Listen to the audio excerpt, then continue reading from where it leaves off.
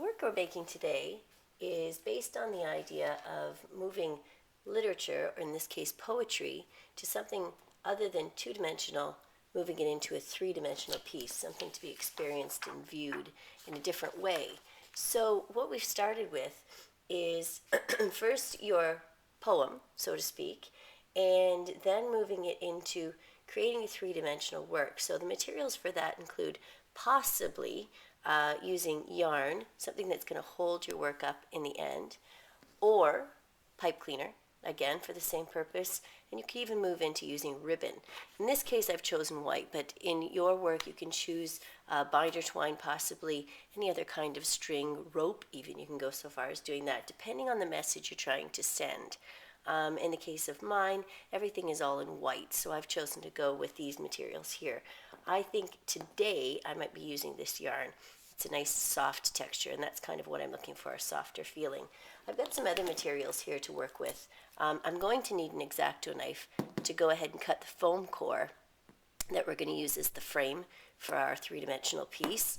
I've chosen to take out Sharpie pens, not guaranteed that I'm going to be using them, but you may want them for yours. Certainly when you're working in your acetate pieces, you may choose to go back in and do some drawing or writing, or if you choose to decorate your foam core border in some way. I've got some glue here that dries clear. That's why I've picked this one up, but you don't necessarily have to do that. We've got a glue gun here, and you could use a few other options for that. Simply we're going to attach the acetate to the foam core with something. Brought a pair of scissors along. Of course I'll need a ruler, and what I have right here are the words that I'll be working with that I've gone ahead and photocopied onto overhead sheets. I've worked with a couple of different images, and I'm going to talk a little bit about that right now. In terms of the imagery that goes with your words, I've chosen to use a couple of photographs from the past that are meaningful to the words that I've worked with. This was actually what prompted the poetry that I've chosen. For you and your students, you may choose to start with an image, you may choose to start with the words themselves, whatever supports the idea of getting some poetry together for your interest. That's what you need to start with. For me, I've chosen to blow up the words in different degrees. I can't say for certain what exactly I'm going to go with. This is a work in progress, so I've gone ahead and made a few different sort of focuses of the words themselves. Looking at the imagery, to reach across here, looking at the imagery, I've got a really strongly blown up image of this right here. So this is my father, in fact, and this is the top of his head. So we're looking right into his eyes, his thoughts, so to speak. Right here, what I've got is something that I'm going to use as kind of a starry finish, and this is just blown up version of one of the parts of the image in there. In considering images you might use for your art piece, you can consider photographs as an option, magazine pictures, drawings, anything you might have created on your own.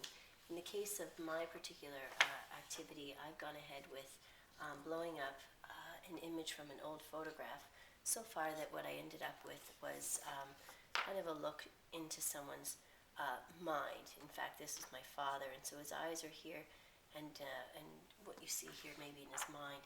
I've gone further and blown up incredibly a portion of the image as well. So what I'm left with is kind of something resemblance of a dark sky with stars at night. And as I said earlier, I have photocopied the words that I've used in my poem at different degrees of being blown up, so that I've got some options as to how the words look and where they might fit on the page when I layer things. In considering the words in general, what I also wanted to mention is that they themselves can be aesthetically appealing in having some big bold words, particular fonts used for different words that you want to stand out.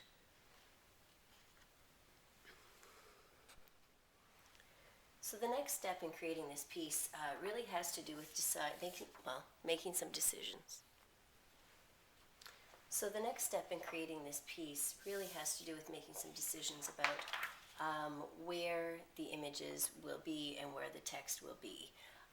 In the case of looking at this, I think what you can see is when you look very closely, let me move this out of the way. When you look very closely at text, what you end up getting is a depth of field. So you can see right here the words "he saw beautiful" added to the, and off in the distance you can see the image. But what you can also do is focus in on the image, and the words in front tend to sort of fade out, and the image becomes what you notice most. That's what we're working on today, that concept of choosing what you're really going to see. So you've got off in the distance some words over there, an image here, and you can choose to see the eyes first, or you can choose to see the words first. And what stands out most to you depends on where you're actually looking at the time. And that's kind of a little bit about what we're studying today.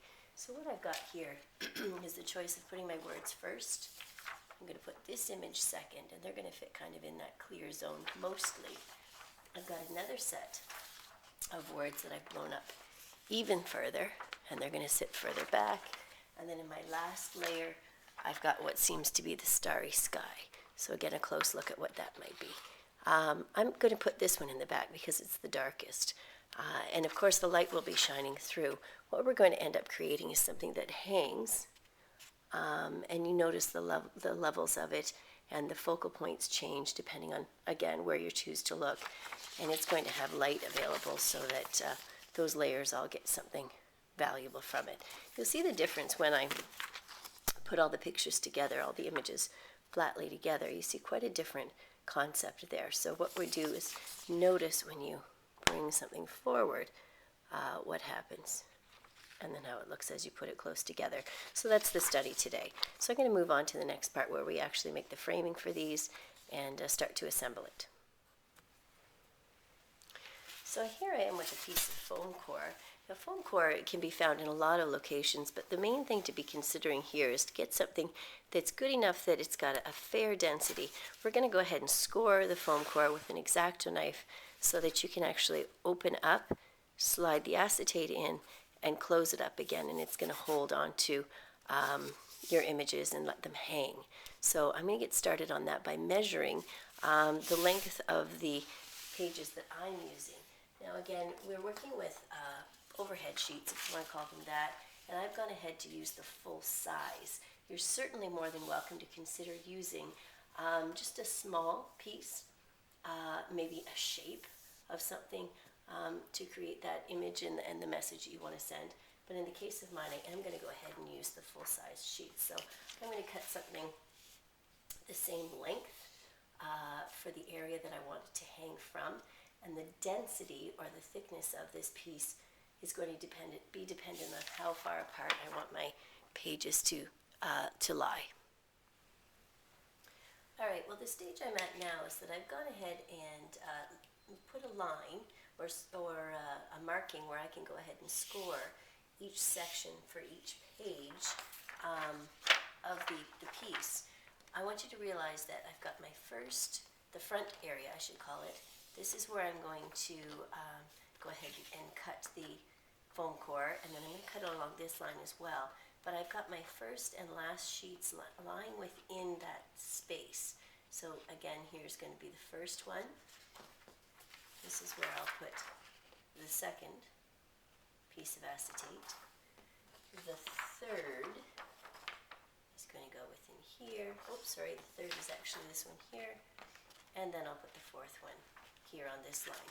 That gives me space to have a front and a back to my piece that's going to allow for some space. So I'm not gluing my acetate to the front of the foam core like so. I'm going to have the first piece within that. Okay, so that's the first step to consider when you're getting your foam core ready. So I've gone ahead and I've cut out the foam core piece that I'm going to be using. And in doing that, I've gone ahead and also opened up the slots that are going to be available for the acetate to rest inside of. So once there's glue inside here, again, we'll just put the acetate in its place. and then we're going to have it turn around and be hung this way. So before I go ahead and glue, I want to make sure that I've got this ready for hanging so that it can hang to dry. What I've chosen to do is again use the yarn that I mentioned earlier, but keeping aware that there are other materials as well. So for me, I'm going to take advantage of one of these slats that are in place. I've cut this just a tiny bit wider on both sides than what I needed, so that I can just place one of these in a slot, give it some hanging space, and then slide it in again on the other side. Of course, I'll attach it with a little bit of glue as well, so that I can go ahead and hang it to dry. So I'm going to take care of that part right now, and I'll see you in a moment. And so here we are with the finished piece, and again you'll see that I've got the string attached, and all of the sheets are indeed in one of the slats. I did change my mind. As I was working through, I decided to use a glue gun, and it turned out to be a fantastic approach.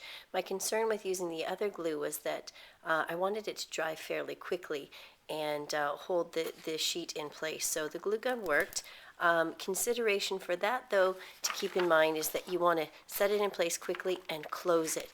You want your foam core frame to be as straight as possible. You may need to go back in and kind of straighten it out best you can and give it some pressure so that it remains that way.